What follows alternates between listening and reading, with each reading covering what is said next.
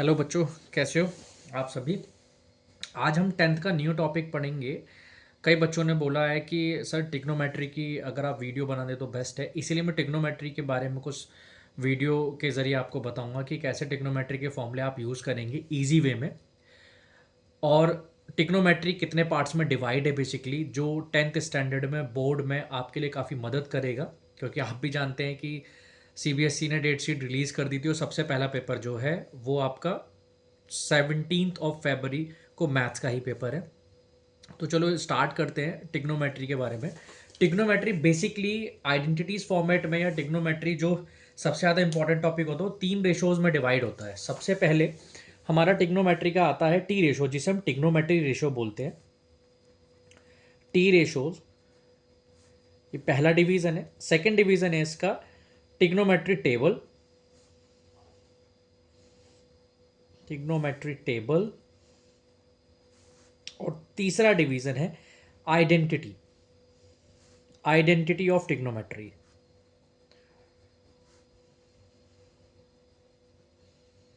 Now सबसे पहले जो आज हम पढ़ेंगे वो पढ़ेंगे हम टी रेशोज। टी रेशोज कैसे डिफाइन करते हैं? टी रेशोज में सबसे पहले आप पाइथागोरस थ्योरम का यूज करेंगे। मतलब टी रेशोज जो यूज होता है वो राइट एंगल ट्राइंगल के अंदर यूज होता है। राइट एंगल ट्राइंगल जो 6 टाइप्स के,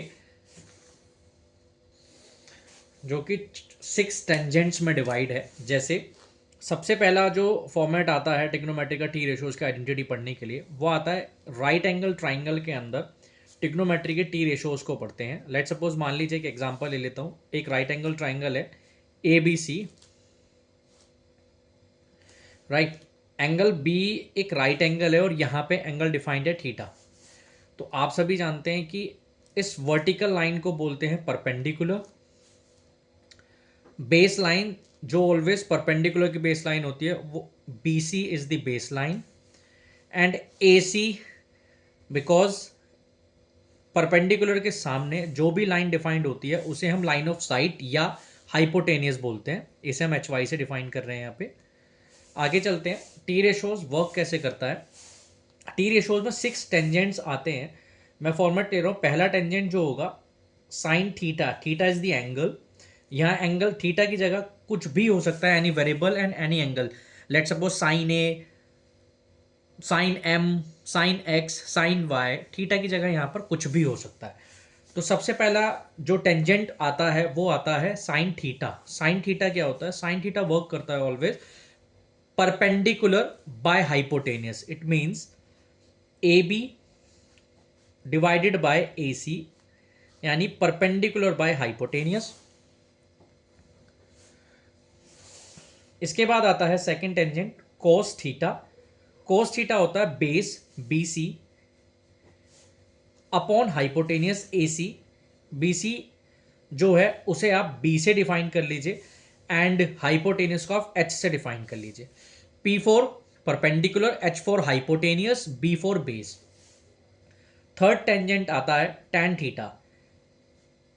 आप इसके आइडेंटिटीज आगे पढ़ेंगे आइडेंटिटी फॉर्मेट में, लेकिन अगर ये पहले से ये चीज दी हुई है तो टैन थीटा होता है हमेशा परपेंडिकुलर बाय बेस। ये साइन डिवाइडेड बाय कोस से बनता है, वो आगे मैं समझाऊंगा कैसे आइडेंटिटीज के अंदर। परपेंडिकुलर यानी A B divide by B C, it means perpendicular by base.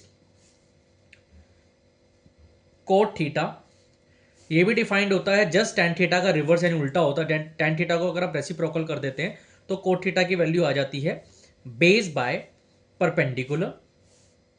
Fifth one आता है, फिफ्थ टेंजेंट आता है cosec theta. Cosec theta sine theta का रेसिप्रोकल फॉर्म होता है। Sine theta perpendicular by hypotenuse होता है, तो आप इसे लिख सकते हैं hypotenuse by perpendicular. Six tangent आता है हमारा सेक थीटा, जिसे हम सेकेंड थीटा थीटा भी बोलते हैं। नाउ सेकेंड ए, सेकेंड बी, एनी वेरिएबल हो सकता है थीटा की जगह, वो भी हमारा एंगल डिफाइन कर सकते हैं। आप कोई भी वेरिएबल आप डिफाइन कर सकते हैं एंगल की जगह। सेकेंड थीटा होता है कोस थीटा का रिवर्स यानी reciprocal form, hypotenuse by base. ये सभी जो हम फॉर्मेट लिख रहे हैं, आइडेंटिटीज लिख रहे हैं, रूल लिख रहे हैं, ये टी रेशोज में आते हैं। इन सभी रूल्स को आप टी रेशो में पढ़ेंगे। ये सभी के सभी रूल्स टी रेशोज में है। तो पहला जो टाइप होता है टिग्नोमेट्री का वो हमारा टी रेशो यानी टिग्नोमेट्री रेशो में डिफाइंड होता है। उसके ऊपर ये फर्स्ट ऑफ ऑल आइडेंटिटी है जो आपको पढ़नी है पहली, देन इसके बाद टिग्नोमेट्री टेबल्स के बारे में पढ़ेंगे। एक बार इसे आप नोट डाउन कर लो। अब हम पढ़ेंगे इसके बाद, अभी तक हमने टी रेशोज पढ़ा, अब हम इसके बाद पढ़ेंगे ट्रिग्नोमेट्री टेबल। टेबल बहुत इंपॉर्टेंट है। जब आप 11th में जाओगे, 10th के बाद आप 11th जाओगे, 11th के बाद 12th में जाओगे, तो 12th में इंटीग्रल पार्ट्स एंड टिग्नोमेट्री के बारे में 70% यूज होता है मैक्सिमम। और 11th के अंदर जो टिग्नोमेट्री यूज होता है वो टिग्नोमेट्री फंक्शन के अंदर यूज होगा, तो वहां पे टी टेबल्स का, टी रेशोज का, फुल टिग्नोमेट्री का बहुत ज़्यादा यूज है। चलो तो अब स्टार्ट करते हैं टिग्नोमेट्री टेबल के बारे में। इसका सेकंड जो रेशो है आता है ट्रिग्नोमेट्री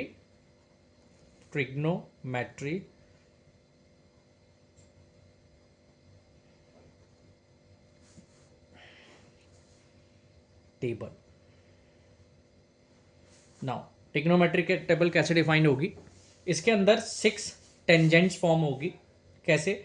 साइन थीटा, एक टेबल बना के मैं आपको दिखा देता हूँ। Sine theta, cos theta, tan theta, cot theta, cosec theta and sec theta.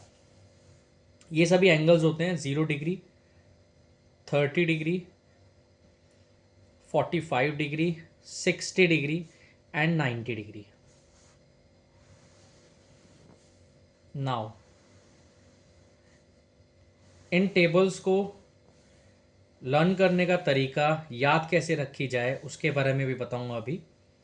देखो, सबसे आसान है, आप पूरी टेबल, अगर आपको लेट सपोज कुछ बच्चे ऐसे होते हैं जिन्हें पूरी टेबल याद नहीं होती, प्रॉब्लम होती है, तो उनका ये सॉल्यूशन है कि अगर आप साइन और कोस दोनों याद रख लेते हैं सिर्फ, तो आपको पूरी टेबल लर्न करने की नीड नहीं है। साइन थीटा और कोस थीटा से ही सभी की वैल्यू आप निकाली जा सकती है। जैसे साइन थीटा की साइन 0 डिग्री जब भी आएगा उसकी वैल्यू ऑलवेज 0 होती है। साइन 30, इसे आप कैसे डिफाइन करेंगे? जैसे लेट सपोज मैंने कहा साइन 30 डिग्री, तो साइन 30 डिग्री को आप डायरेक्ट जो लिख सकते हैं वो 1/2 लिख सकते हैं। सेम एज इट इज सभी टेंजेंट्स फॉर्म को आप इसी तरीके से डिफाइन कर सकते हैं। साइन 30 जो होगा वो होगा आपका 1/2। साइन 45 डिग्री होगा 1/√2। साइन 60 डिग्री होगा √3/2। Sine 90 degree always 1। अब लेट सपोज आपने साइन थीटा तो याद कर लिया कि साइन थीटा की वैल्यू आपको, सभी एंगल्स की वैल्यू याद हो गई, बट आपको कोस थीटा याद नहीं हो रहा, तो आप क्या करेंगे? एक टेबल बनाने की कोशिश करेंगे, जस्ट इसका उल्टा लिखना स्टार्ट करेंगे। 90 की वैल्यू जो आपने साइन 90 की वैल्यू 1 लिखी थी वो कोस 0 की वैल्यू लिखेंगे। रिवर्स में चलेंगे आप, इसकी √3/2, कोस 30 √3/2, कोस 45 सेम रहेगा 1/√2, इसे आप लिख देंगे 1/2 और इसे लिख देंगे आप 0। तो साइन थीटा और कोस थीटा की जो भी वैल्यूज थी वो आप आसानी से यहाँ लिख सकते हैं।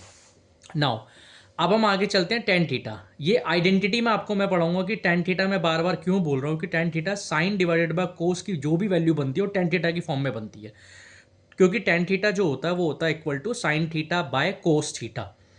इसे हम मैं इसे आगे पढ़ाऊंगा आपको, इसे हम आगे पढ़ेंगे। नाउ आगे चलते हैं, मैं टेन थीटा की वैल्यू बताता हूँ।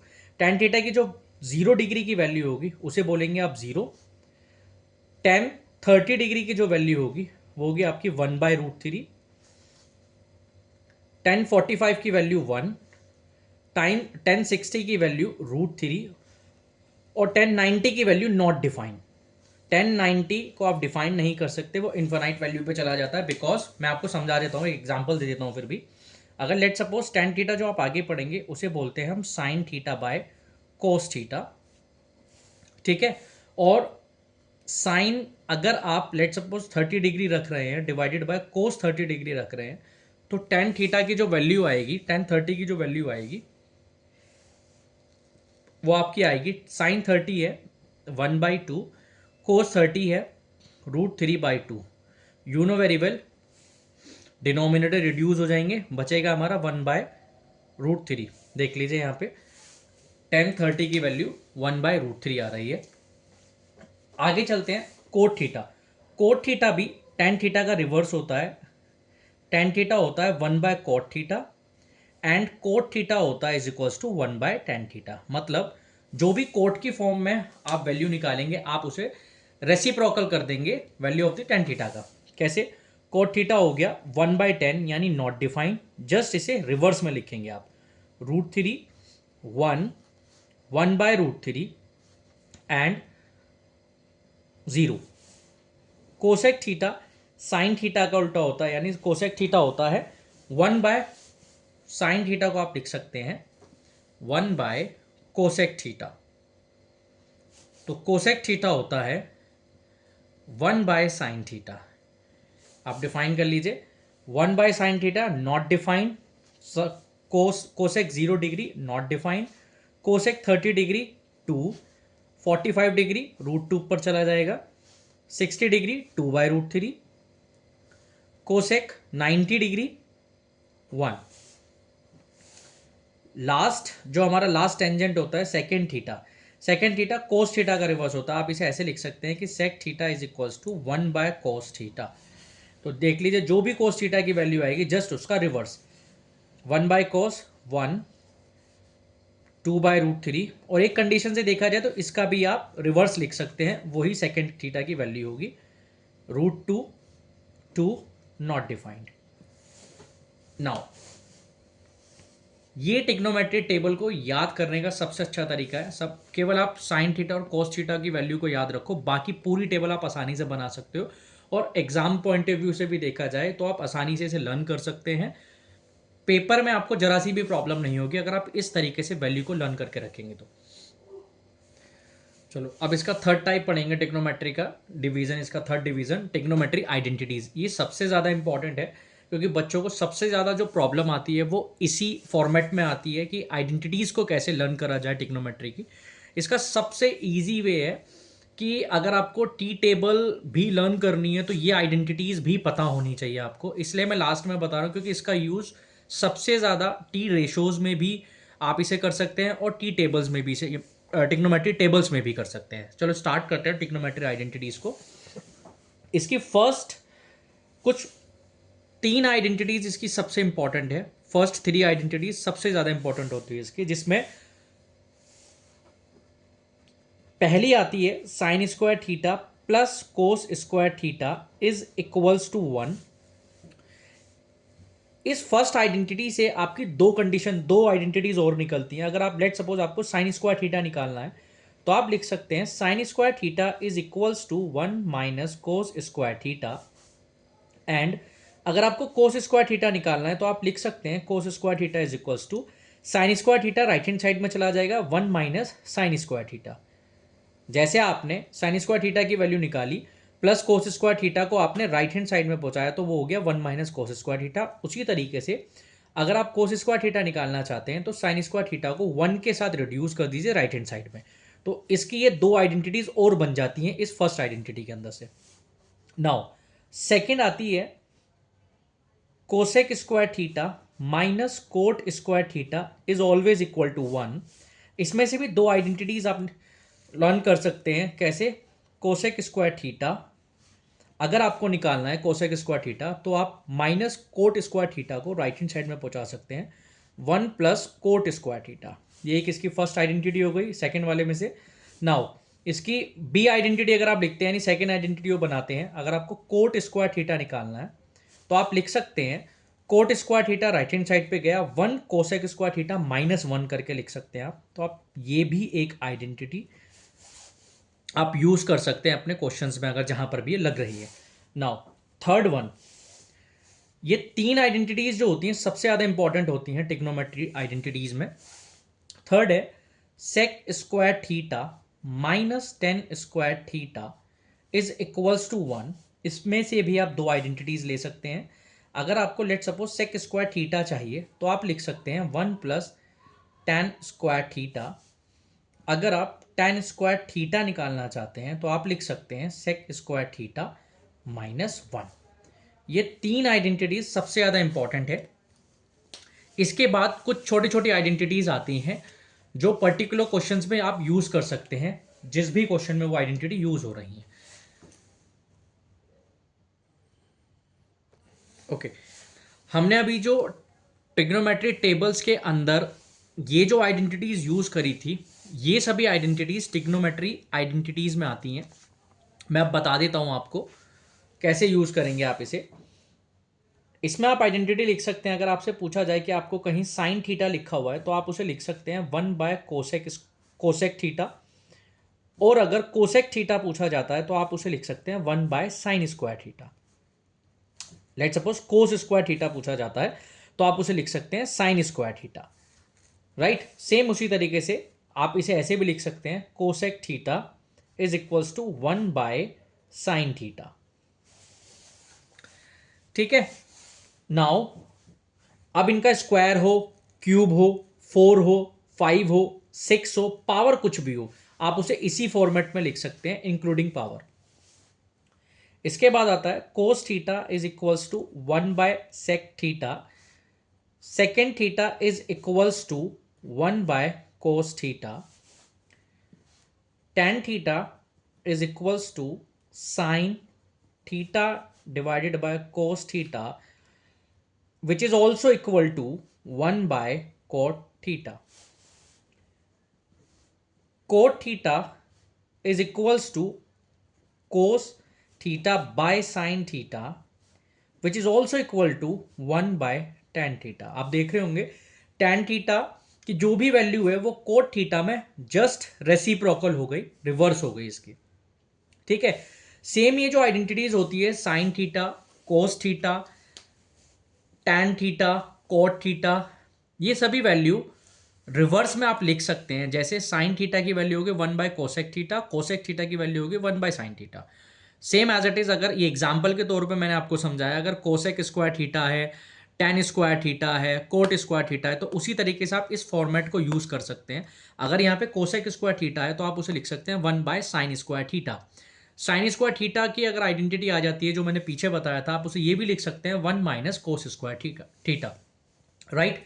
आगे चलते हैं, कुछ और आइडेंटिटीज है जो 1 की फॉर्मेट में आती है। जैसे लेट सपोज अगर tan theta multiple cot theta आप कर देते हैं तो इसकी वैल्यू 1 होती है, बिकॉज tan थीटा इज 1/कोट, कोट से कोट कैंसिल तो भी 1, cot theta is equal to 1/tan theta, then tan से tan theta cancel which is also equal to the 1।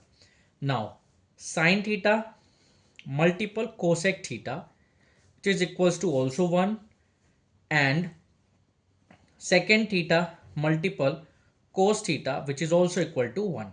Now ये कुछ आइडेंटिटीज हैं, कुछ आइडेंटिटीज के फॉर्मेट हैं। टी रेशोज में आप इसे यूज कर सकते हैं, ट्रिग्नोमेट्री टेबल्स में आप इसे यूज कर सकते हैं वैल्यूज निकालने के लिए। हमारे सिलेबस में कॉम्प्लीमेंट्री एंगल्स भी आते हैं, कभी कभी क्वेश्चंस पूछ लिया जाता है कॉम्प्लीमेंट्री एंगल्स का, लेकिन वो हमारे सिलेबस से अभी रिड्यूस हो गए हैं तो इसलिए मैं इस वीडियो में नहीं डाल रहा हूँ, राइट। आगे अगर किसी भी बच्चे को लगता है कि कॉम्प्लीमेंट्री एंगल सीखना है, कॉम्प्लीमेंट्री एंगल के बारे में जानना चाहते हैं, तो मुझे कमेंट कर दो, नो इशू। मैं उसके लिए भी एक वीडियो आपको बना के अपलोड कर दूंगा, आप उसे भी देख सकते हैं।